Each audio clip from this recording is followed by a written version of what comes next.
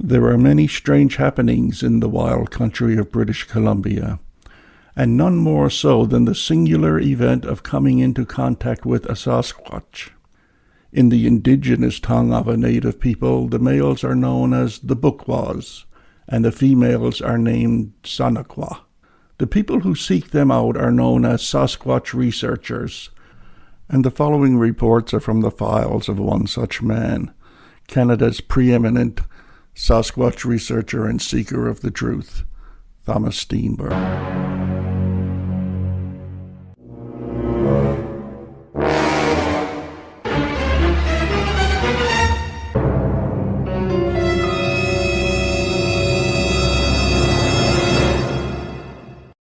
Okay, this incident is one of my favorites. It's known as the Crandall Campground Incident, Alberta File 50032. In other words, investigation number 32 in my Sasquatch career. And I think one day this one may be looked upon as a classic, not only because of the circumstances of the incident, but how many witnesses were involved, and the fact that the warden's office in the national park was involved. So it was a Crandall Campground Incident, and it took place in Crandall Campground, which is located in Washington Lakes National Park. The date this happened was the May 24th long weekend of 1988. And it's a long weekend. It's a holiday in Canada for our American listeners because that is the Queen Victoria's birthday, also known as the Victoria Day long weekend.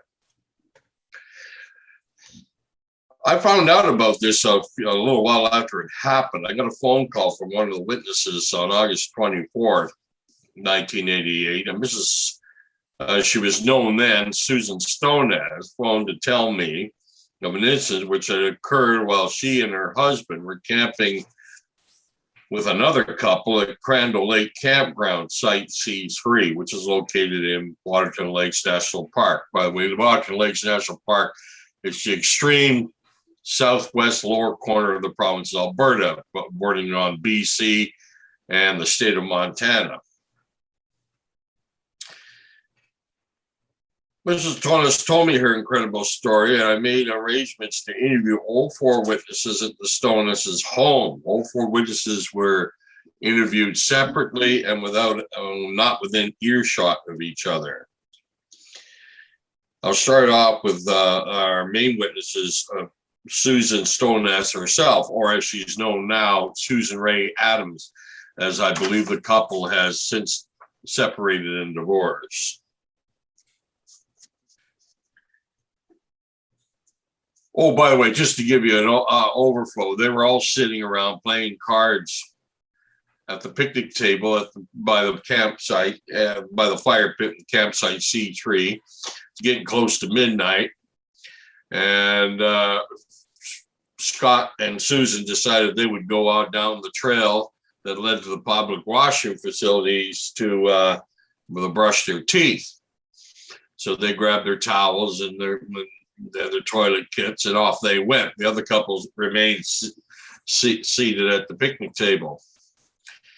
Well, the only light in this area was ahead of them at the washing facilities, which had a single light over the door entrances of each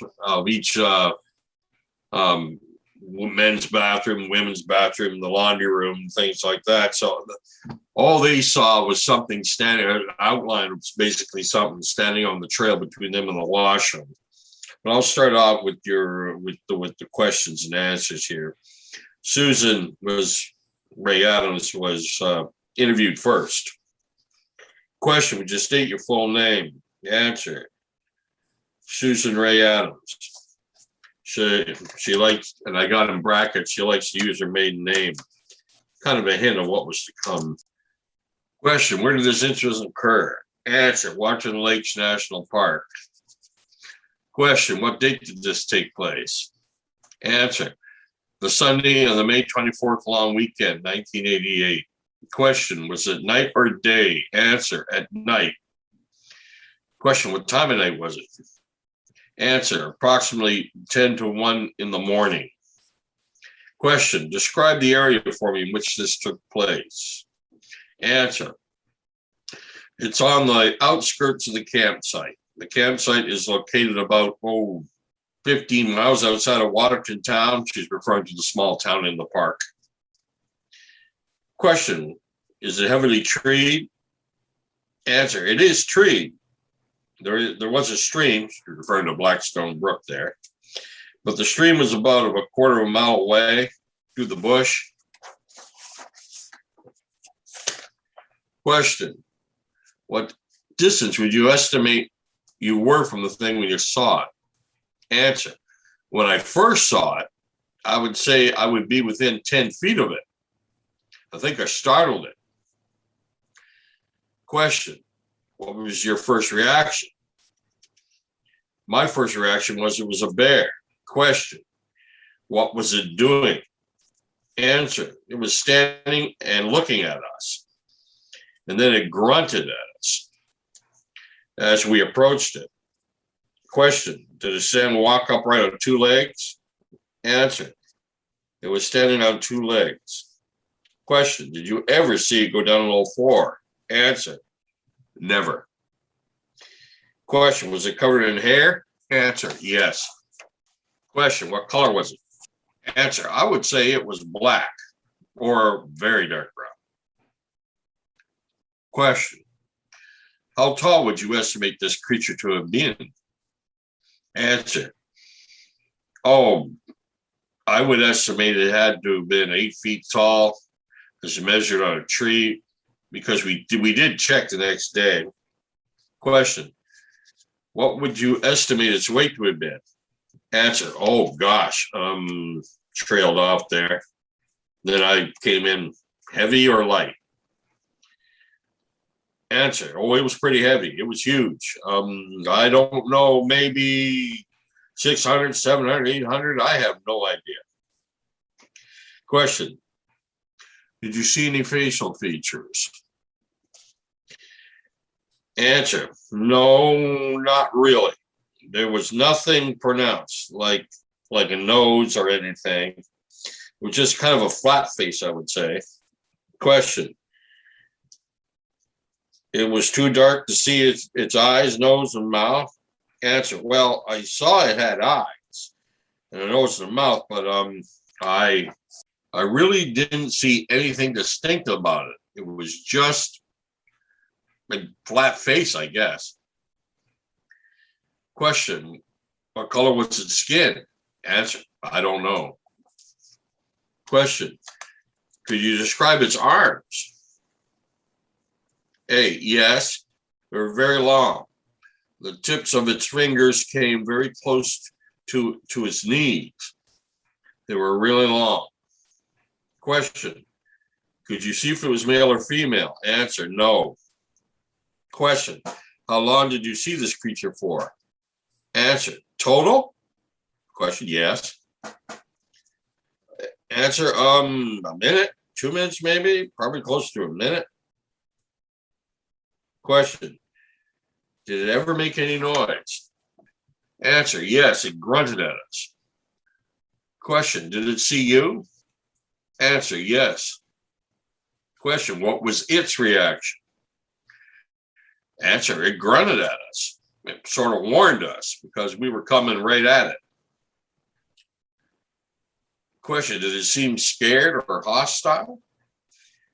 Answer, it didn't seem hostile. It didn't seem scared. Yeah, I'm here. It just seemed to say, yeah, I'm here. It just kind of grunted at us, kind of like a warning. Did you smell any powerful odor before or during the sighting? Answer, no. After the creature moved off, did you check for footprints? Answer, the next morning we didn't find any. Question, did you report what you saw to park officials or police? Answer, yes. Question, did you report to anyone else? Answer, apart from friends, we've told nobody except you. Question, in your own words, describe what happened. Okay. Answer, it was about 10 to 1 in the morning on the Sunday. as I indicated. We had been playing hearts, card game. We had been out there, a couple of days, and we're relaxing a bit. It was very windy, and our cards got blown off the table, and I was getting quite tired by that time. My husband and I decided that we would go brush our teeth and then go to bed. We went to the car, got our toothbrushes and toothpaste, and we started down the beginning of the trail. That was very close to where our campfire was, and where Darren and Sharon still were. Darren and Sharon are the other couple. My husband held me by the hand, and we started down the trail. I thought I heard something, and I told him, I think I hear something. But he really didn't take notice of that, because I always hear stuff, because I'm kind of scared at night. I kind of got scared at night when I took a couple of more steps, and then I saw a big hairy creature standing up in front of us, probably about 10 feet away. He grunted at us 3 times. Well, I screamed, "It's a bear," and I ran. I got into the car. One of the other fellows, Darwin, he got into the car with me, while Shannon ran into the other car. We looked out, and Scott still wasn't in the car. He was backing up slowly, and he checked my door. I wouldn't let him in. I always get a kick out of that. When her husband came back, she wouldn't let him in the car. So he went to the other car that Sharon was in. I was quite upset. I wanted to honk the horn and wake up people in the campground, but Darwin put his arm on me and said, "No, just be calm, relax." And then he said, "Turn on the headlights." And 2 cars were bumper to bumper. So we put our headlights on, and we looked around, didn't see anything. Darwin thought he saw something move by the fire towards the trail, but I didn't see anything. Then we yelled to Scott in the other car to turn on his headlights. Scott turned on his headlights, and we were looking at the back of the hatchback we were in. We were looking out the back window. My husband in the other car turned on his headlights, and in about 10 seconds after the headlights were turned on, the creature walked into the light.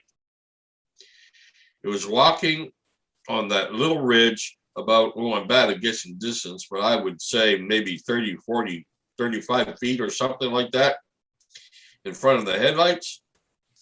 They were just shining right on it. Kind of looked back at us, and it didn't break its stride. It was obviously getting out of there. It wasn't really scared or anything. It was just walking. It was about 8 feet tall, and it had long arms. It really wasn't really fat like some of the pictures I've seen, but it was kind of slender. And its legs were really long, like they were disproportionate to the body. And that's what we saw. And my husband yelled something to the effect of, "Holy blank, blank, blank, that's incredible. It's a Sasquatch." He yelled something like that. He wanted to leave the car and go after the thing. But we said no, we will drive around. We drove around the campground. We came to another truck that flashed its headlights at us. So we stopped. There were 4 other people in the cab of that truck. We told them that we saw what they said, and they said they saw something similar about 20 minutes earlier. But they were quite drunk. Only 3 of the 4 saw it. We went back to our campsite, and I would not get out of the car. I wanted to drive back to Calgary. Scott got back in the car with me, but he was no help at all because he went to sleep. I stayed up all night and watched the tree. But when the deer came back, I knew that it was all right and that the creature was gone. Darren and Shannon stayed up all night by the fire. You know, there are so many deer at this campsite that will eat out of your hands. A couple of hours before we saw this thing, I made the comment, "Where have all the deer gone?" like the deer had disappeared. And there weren't any deer around all that night. In the morning when I saw that the deer had come back, I knew it was safe. And whatever this thing was, it disappeared. The next morning, after such a little bit of debate, we decided to report it to the warden. By the way, for our American listeners, in national parks in Canada, they're called wardens, not rangers. Yeah. So we went to the warden's office, and we had to wait for him. And when he showed up, we told him our story.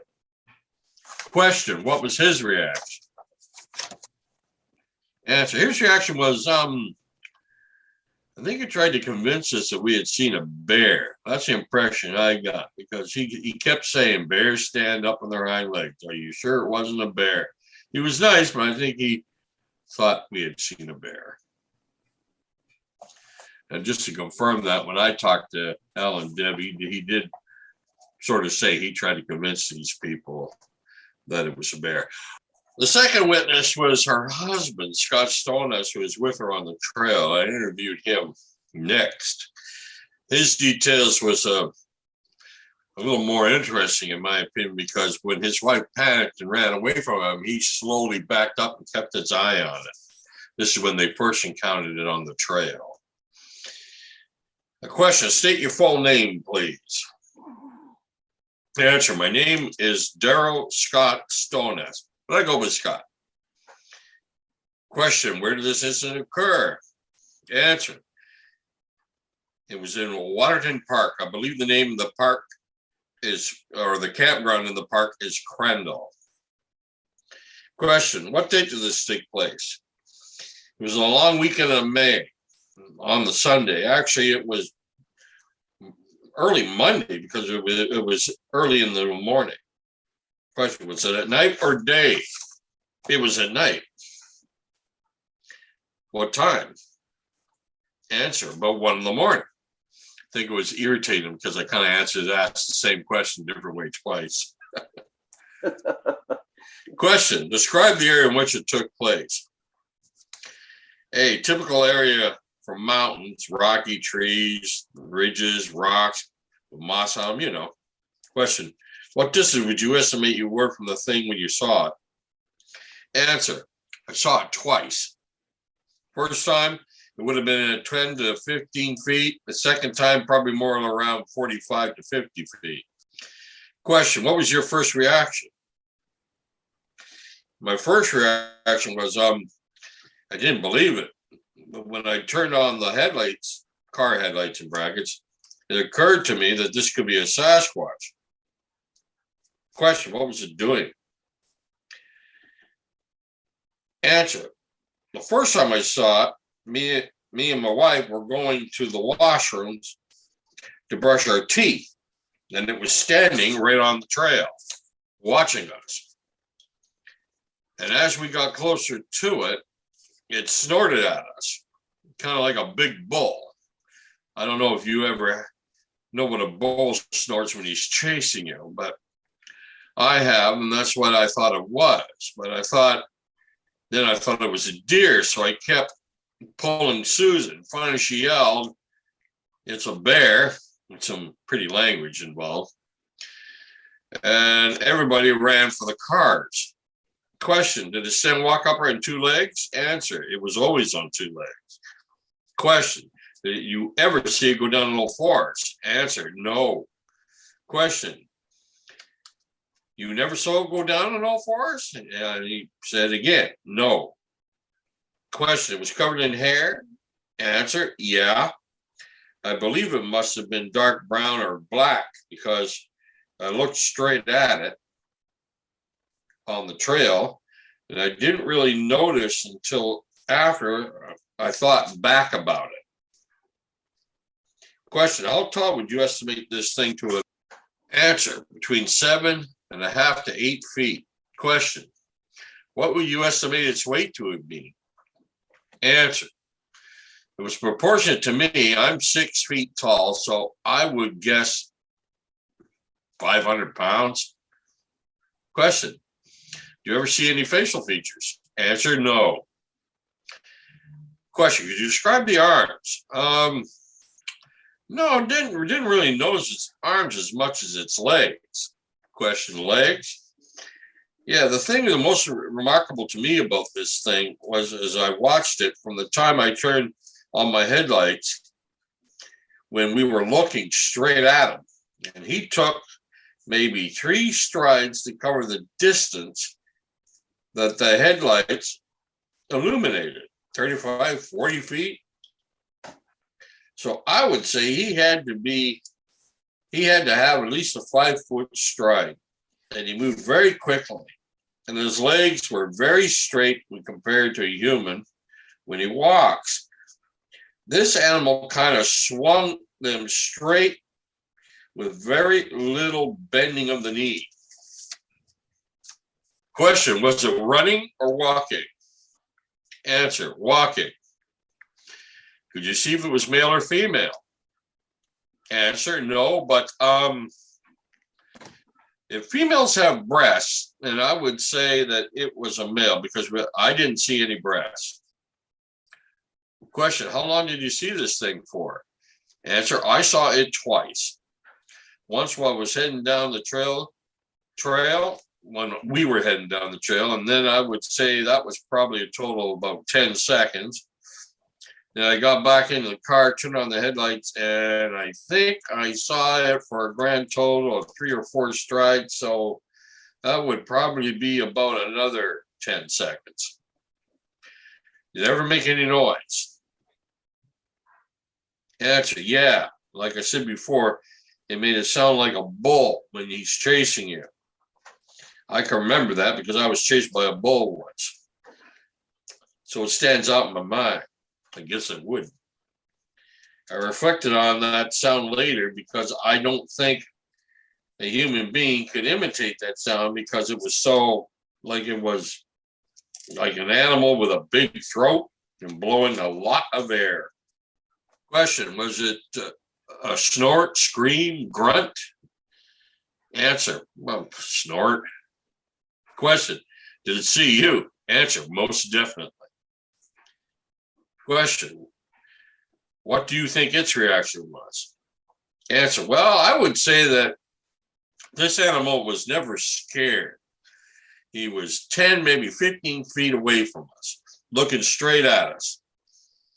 I would say he's more startled than anything.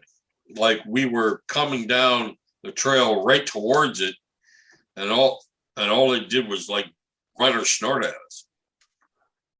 Question, when you were walking down the trail and it was standing there watching you? Answer, yes, looking straight at us. Question, did you smell any powerful odor before or during this sighting? Answer, no. Question, after it moved off, did you check for footprints? Answer, yes, I did.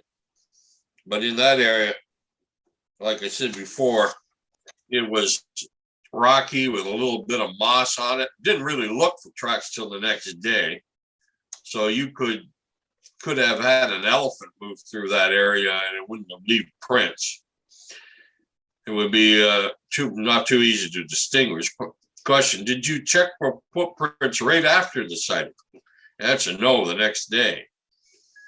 Question, did you report what you saw to park officials or police? Answer, to the warden in the Waterton Lakes National Park.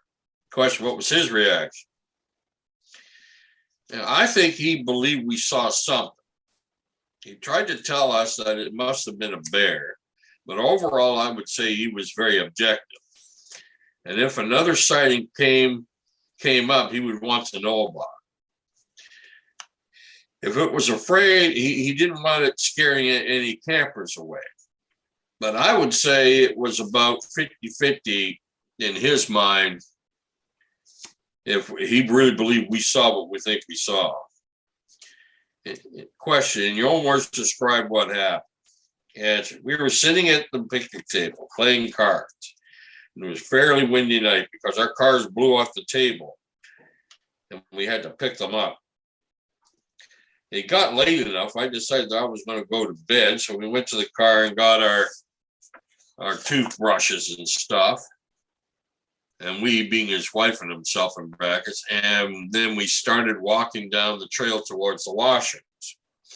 maybe 300 feet away around the corner, we heard this noise, a snort I described before. Susan said, "I'm scared. I don't want to go there."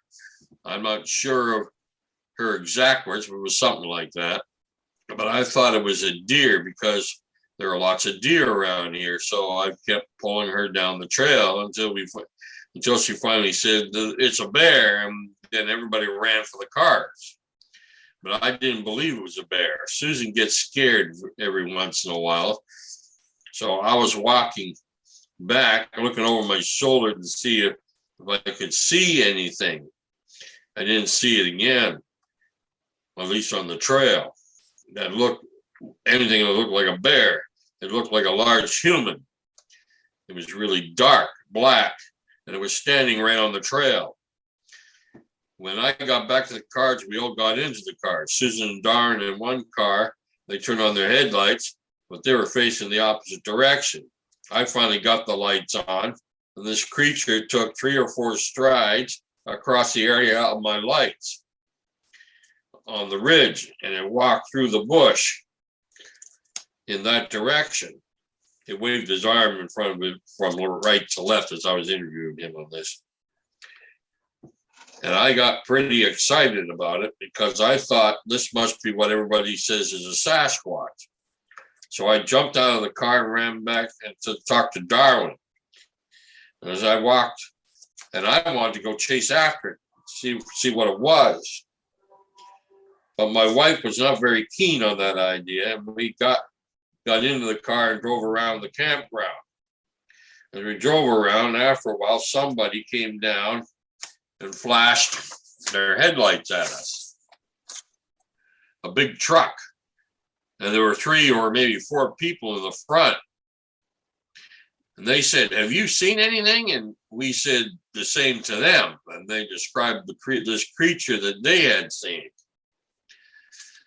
There was one guy, 2 girls that went down the bathroom. And as they were coming back, they said they heard a noise and they looked and saw this big creature that they thought was a Sasquatch.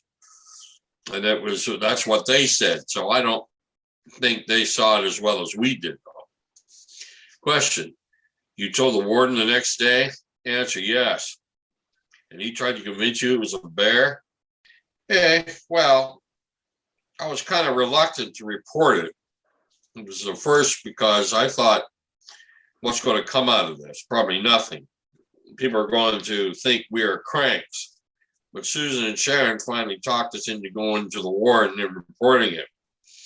We told him the story, and like I said, I think he only half believed us that it was a Sasquatch and half believed that we saw a bear. Question: the written report you give me, who wrote it? Answer: Darwin. Now that was our 2 main witnesses, Susan Ray Adams and her husband Darwin, or Scott Stoneess at the time. They have since broken up and are no longer together. Now the second couple at that time was a real nice couple named Darwin J. Gillies and Sharon Sanko. They were boyfriend and girlfriend then, but in the decades after this, they got married and had a literally infantry company of children. Darwin J. Gillies, who is the one who wrote out the written report for the park warden's office, was the next to be interviewed. Darwin J. Gillies, would you state your full name, please? Darwin J. Gillies. I'm not sure if it's pronounced Gillies or Gilles, being a French name. Yeah, it's probably Giles. Some people pronounce it Giles, but I remember talking to him and interviewing him, and he said Gillies. Oh, I don't know. Oh, Or maybe it was Giles. I can't remember. It's been a long time since I listened to it. So I'm gonna go with Giles now, just in case I've been wrong. Sure. Yeah. Darwin J. Giles. Would you state Darwin J. Giles? Where does this occur? Site C3, Crandall Lake Campground, Waterton Lakes National Park. Question: what date does this take place? May 23rd, about 12:50 a.m. It was night or day, at night or early morning. What time was it? Oh, 12:50 a.m. Describe the area in which it took place. Answer, typical campground, circle gravel run. And we were on an elevated campsite, maybe 3 feet high off the main path. Question, what distance will you estimate you were from the creature when you saw it? When I initially saw the creature, it was roughly 20 to 30 yards away. What was your first reaction? My first reaction was surprise. I thought initially it was a practical joke because I knew it was no bear. Question, what was it doing? It was walking away in front of the car, sort of a 3/4 mark of an angle away from us. Question, did it walk right on 2 legs? Answer, yeah, it was walking on 2 legs when we saw it. Question, do you ever see it go down all fours? Answer, never. What color was it? Answer, black. How tall would you estimate this creature to have been? Answer, initially I thought it was quite tall. I think it my anxiety or whatnot. After talking to Scott, we estimated about 8 feet tall and measured on a tree it was standing beside or went beside. Question, what would you estimate its weight to have been? 300 plus pounds. Did you see any facial features? Nope, none at all. Question, could you describe the arms? Answer, they were long arms. It was a lanky type creature, so the arms, I would say, came well past the waist. Question, could you see if it was male or female? Answer, no, not at all. Question, how long did you see this thing for? Answer, about 3 or 4 seconds. Question, did it ever make any noise? Answer, initially when Scott and Susan left the campground and walked towards it, it made a loud snort or grunting sound. And when they thought it was a deer and continued to walk toward it, it grunted again. So he basically saying he heard the snort and the grunt, and he was back in the campground. Did it see you? Yes, it did. What was its reaction? Answer, I believe it was just curious. It stood near our campsite, a distance. I'm convinced that it was watching us for quite some time at the campsite. The reason being is when the cards blew off the table earlier, about 15 minutes before this incident occurred, the cards blew off the table in the wind. I thought I heard this creature before make this sound because one of us ran towards the bush to retrieve some of the cards. So I'm convinced that it was standing there watching us, maybe with curiosity. I don't think it was afraid of us. Question, did you smell any powerful odor before or during this sighting? Answer, no, we were upwind. Question, after the creature moved off, did you check for footprints? Answer, the next morning we did. We didn't check any that night. We weren't going anywhere near the bush. Question, did you report this to park officials or police? Answer, yes, we did to park officials. Later on, I told some people about it, and they were, pure skeptics out there, like I was before. In your own words, describe what happened. As I said, we were playing cards. About 12:30 a.m. or so, myself and Shannon sat by the campfire. Scott and Susan joined us. And after a short while, Scott and Susan decided they were going to get ready to go to bed. So they were going to go brush their teeth. They grabbed their 2 brushes and began to walk down the path. As soon as they walked out of the campsite, we heard the first grunt or sound. And I jumped up, and Scott says, it's just a deer. And he grabbed Susan by the hand and continued down the path. And this thing grunted again. This time Susan said something like, that's not a deer, that is a goddamn bear. A little more descriptive.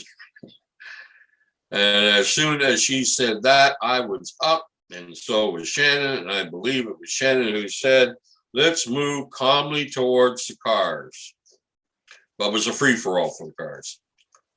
We just sprinted.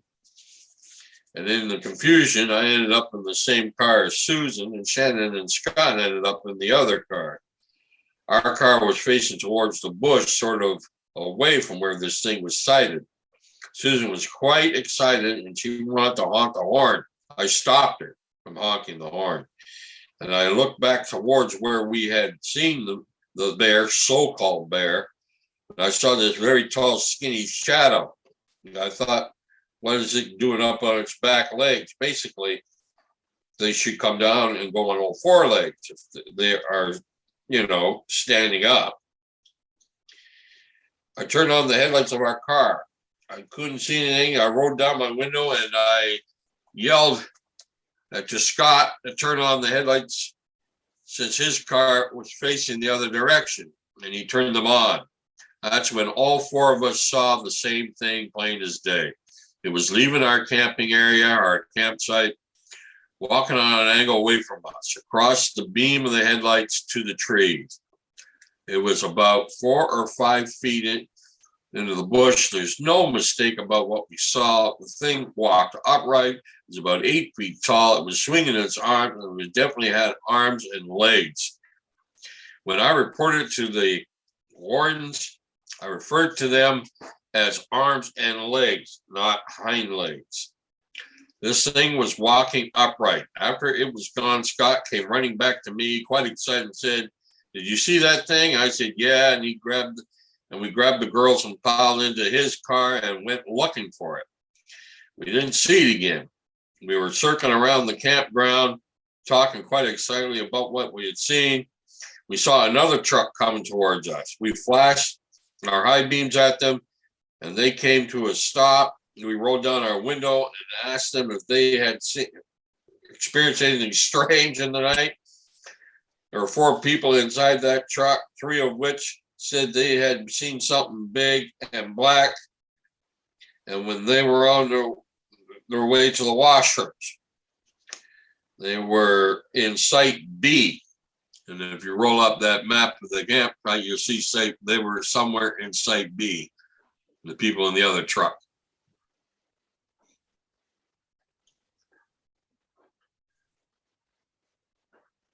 They're actually a little closer to the washroom. Which site, I don't know. But these people in the other truck apparently were in Site B. And I asked them for a time, and they said about 12:30. So just before us. I'm convinced that they saw the same thing. And they did, but they did not report it. Steenburg note here. The next day, Don wrote out a handwritten report from the park warden's office, a copy of which I have for this file. Now, Al and Deb told me, I interviewed Al and Deb too. He was the park warden on duty that day. He was perfectly willing just to hear the story and leave it at that. But it was Darren Gillies, or Gilles.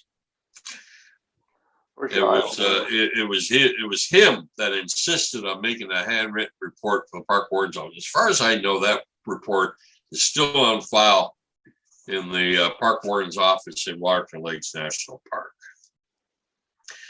Now, our fourth and final witness was Sharon Senko. Would you state your full name, please? Answer: Sharon Senko. Where did this incident occur? Answer: Waterton Lakes National Park. What date did this take place? The May long weekend. Was it night or day? It was at night. What time of night was it? Oh, I think it was around 1 o'clock at night. Basically 1 o'clock in the morning. Describe the area in which it took place. Oh, the campsite itself is open. A lot of trees. Nice. Okay. What distance would you estimate you were from this thing when you saw it? No, 20 feet maybe? What was your first reaction? I thought it was a bear, so I was scared. I ran for the car. What was it doing? It was standing there. Did it stand walking 2 legs? Answer: yes. Did you ever see it go down all 4s? Answer: no, never. Was it covered in hair? Answer: yes. What color was it? Answer: I couldn't tell the color, but it was dark. Question: how tall would you estimate this thing to have been? Answer: between 7 and 8 feet. Question: what would you estimate its weight to have been? Answer: oh, that's a good question. I would say, very heavy, at least 300 pounds. Question: did you see any facial features? No, none. Question: could you see if it was male or female? No, but I would guess it was male. Question. Could you describe its arm? Long, very long and hairy. Question. How long did you see this creature for? When we saw it in the car lights, it could have been no more than 20 seconds, 10 to 20 seconds. Question. Did it ever make any noise? Yes. Could you describe it? Answer. It was some type of grunt. Did it see you? Answer. Yeah, I'm sure it did. Yes. What was its reaction? Well, I think it just been watching us for a while, and then it wandered off on its own way. Question. Did you smell any powerful odor during this sighting? Answer. After the creature moved off, did you check for footprints? Answer. The next day we did. We didn't find any. Oh, by the way, the answer, forgot to mention, the answer to the smell question on her was no. Did you report what you saw to park officials or police? Answer. Yes, we talked to the game the morning the next day. Their own words describe what happened. We've been playing cards, and we decided to sit around the fire for a while. Susan and Scott decided to brush their teeth, and they started walking down the path towards the washroom. There was a noise. Susan jumped back. She was startled, and Scott said, "It's just a deer," and started to drag her down the path. And then we heard her scream. Gets a little worse with each witness. We heard her scream, "That's no deer," and then we looked up, and you could tell that this tall, dark outline against the trees. I thought it was a bear too, but at all, we turned around, we raced for the cars as fast as we could. And we got into the cars, Scott and I in one car, and Susan and Darwin in the other. The cars were back ends together, and our car was facing the bush. Darwin turned on his lights of the other car, and then we turned on the lights of our car. That's when we saw it wasn't a bear. And we could see this thing from the side view walking through the bush. Saw it take about 10 steps. And it was really long. And it was dark hair. And it was a gait almost like that of a human being. Even when we turned the lights on, it didn't speed up or try to hide from us. It was just as if it was going on its way and wasn't being bothered by anybody. By the time we realized what we was actually looking at and sort of got our act together, we tried to follow it, but we never saw it again. A little while later, we ran into the other people who said they saw something similar in a pickup truck. And as you saw, Darwin actually wrote out, here's a copy of the written report Darwin did for the park warden's office, which basically just tells the story all over again. It's right there. And that's what's on file in the park warden's office in Washington Lakes National Park. The park warden at the time was a nice fellow named Alan Dibb. And as you know, park wardens are kind of like soldiers in the army. You can be posted in this park 1 month, posted to another park the next month, and that sort of thing. Alan Dibb had been there, and he told me he did everything he could at the time to try and convince these people it was a bear they were looking at. But he said the most impressive, they wouldn't have any of that.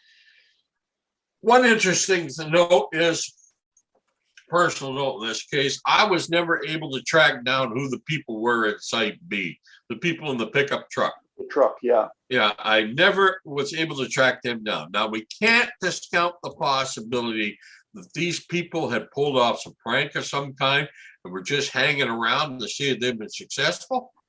That's a possibility, but I doubt it, because it appeared there were 4 people in the truck, but only 3 of those 4 people allegedly saw something. So we don't know.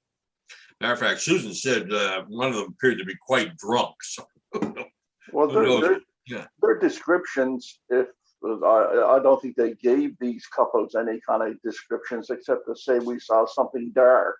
You know, if they had descriptions that would have matched these couples, that would be a real feather in the cap on this report. And one thing good of the report is both men are engineers and both the women are school teachers.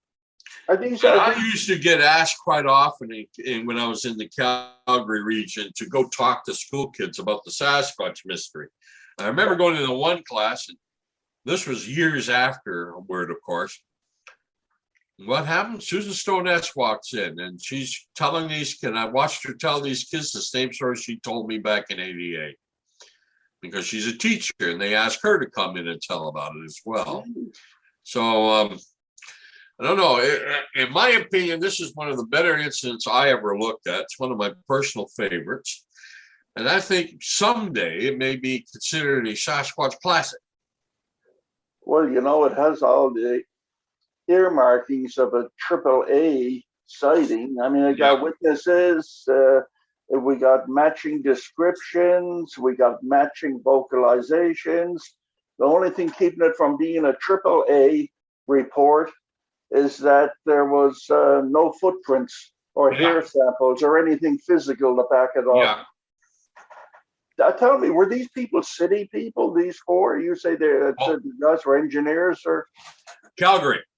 They're all from Calgary, I enjoyed this report for a couple of reasons. You're right; it should be in the classics. I mean, Mica Mountain it didn't have the witnesses that this one has, but it had a detailed description of the creature, a highly detailed description of the creature, at Mica Mountain, and it had a lot of witnesses. That you know would put Austin in and his imaginations to shame.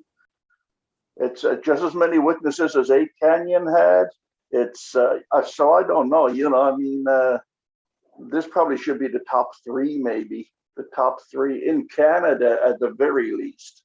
I know in Alberta, when it comes to the Sasquatch mystery, this case ranks right up there with the Bighorn Dam. It's fascinating, and since this happened, there have been other reports in Waterton Lakes National Park and reports in around the Crandall Campground again as well. As a matter of fact, a couple of weeks after this happened, there was an incident in Upper Twin Lakes where a man with a bunch of, they're not Boy Scouts, but it's kind of like a boys camping troop, had something rummaged through one of the lean-tos because they were on a fishing trip in Upper Twin Lakes. And one of the boys got a glimpse of it, described it as an upright walking ape thing. And because of what just happened in Crandall, that's why the park wardens were so interested in it. Last time I talked to Alan Dibb, the warden, he still said, it's hard to believe in any of this, but he said no matter how hard he tried, he could not convince these people that it was a bear they were looking at or some guy in a silly suit. And Alan Dibb, the last time I talked to him, he had been transferred to a park up in the Yukon somewhere, and even that was 20 years ago. So where he is now, I have no idea. But it's strange why he would go through such odd at the same time why he would go through such great lengths to convince them that it was a bear they saw. You know. But that seems the logical answer that most people jump to. And that area of Alberta, Southwest. Waterton Lakes National Park has a ton of bear population. They got a lot of black bears. I've seen them there myself, and they have a pretty healthy grizzly population too. Yeah, well, you've been to the Crandall Campground, right? You've been to the site. It's a beautiful site. It borders. Now you said this took a long weekend, May a long weekend. Yeah, it's usually pretty crowded. If you don't get there early, forget it. Yeah, so I take it at the time this happened, the campsites were pretty vacant. Yeah, it was apparently. Yeah. Because these people had to walk right by campsite number 2, and then they had to walk by number 9 down in the next section. If you bring that map up again. Sure. Map of the campground up, yeah.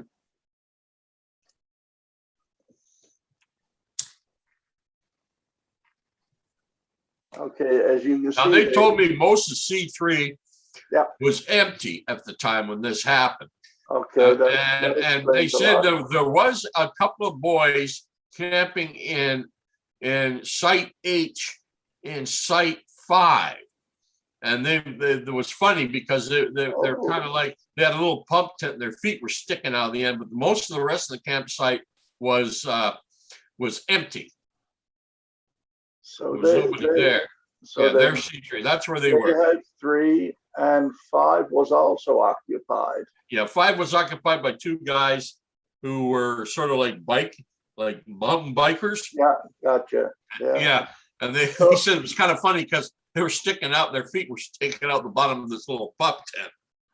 Like a Bugs Bunny cartoon. Yeah, but most of the rest of Site 8 was empty at the time. This thing went off toward, you can't see it on that version of the map there, but Blackstone Brook is in the upper right-hand corner.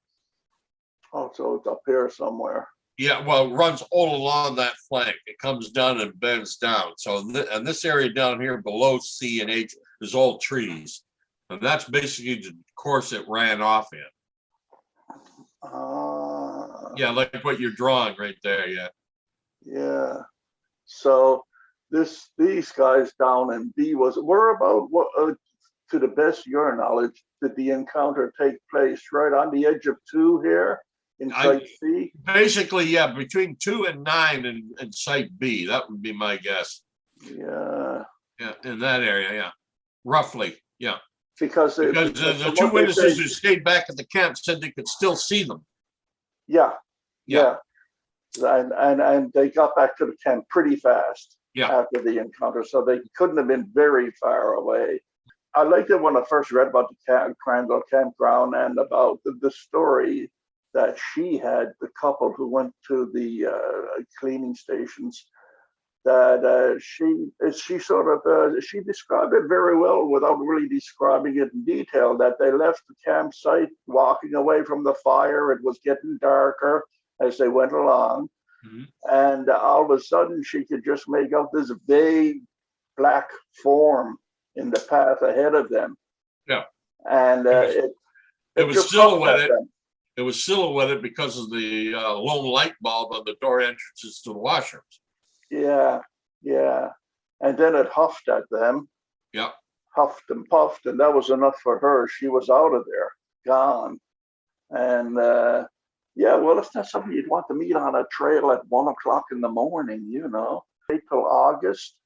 They had plenty of time to discuss it among themselves before they got. The only reason I heard about it at all is Susan Ray Adams saw my ad in the Alberta Press.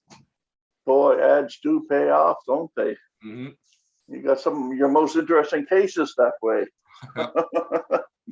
So anyway, folks, that's it for the Crandall Campground mystery. If you're interested in reading about the Crandall Campground or any of the other encounters, reports that we have made here thus far about Alberta, pick up Thomas's book, Sasquatch in Alberta. A revised edition. I have both of them, and it's good to have a little bit of a follow-up on some of those original reports. It's well worth it. I mean, looking for Sasquatch in unlikely places, Alberta comes to mind, but they're there. I also wrote about it quite extensively in Search of Giants as well. And we'll be touching on that in a future podcast. And after this podcast, we're going to be leaving Alberta, like I said the last time, and heading across the Rockies.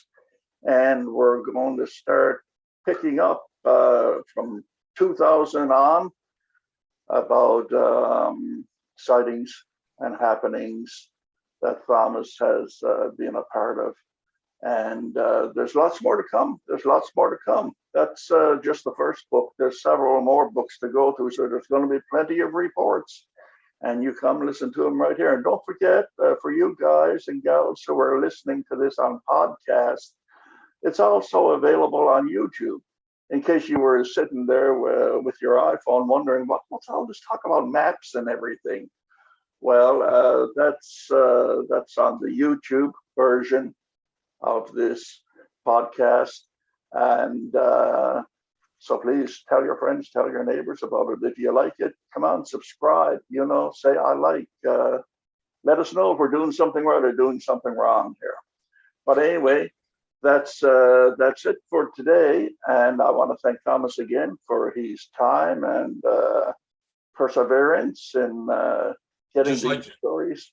Just like to mention, if you'd like to hear all four of this case and their own voices, I do believe I posted the Crandall Campground Incident on my YouTube page. Okay, I'll be putting that YouTube page up on my page, my Facebook page, and also YouTube as well. I'll be putting just up look for case file 50032. 50032. And or you can just email Thomas at, it's real simple, sasquatch.talus.net. And it doesn't get any more simple than that. I know he'd appreciate hearing from you. And okay, well, Thomas, thank you very much. It's been an entertaining spell again, as usual. And we've got a lot more to go through in the future. Roger that, sir. Enjoyed it. Okay, sir. And thank you. And I thank you, listeners, too, as well. Okay, dear listener, that about wraps it up for now. My name is Gerry Matthews. You can reach me at yellowcoyote@talus.net. Thank you for your interest, and until the next time, keep searching.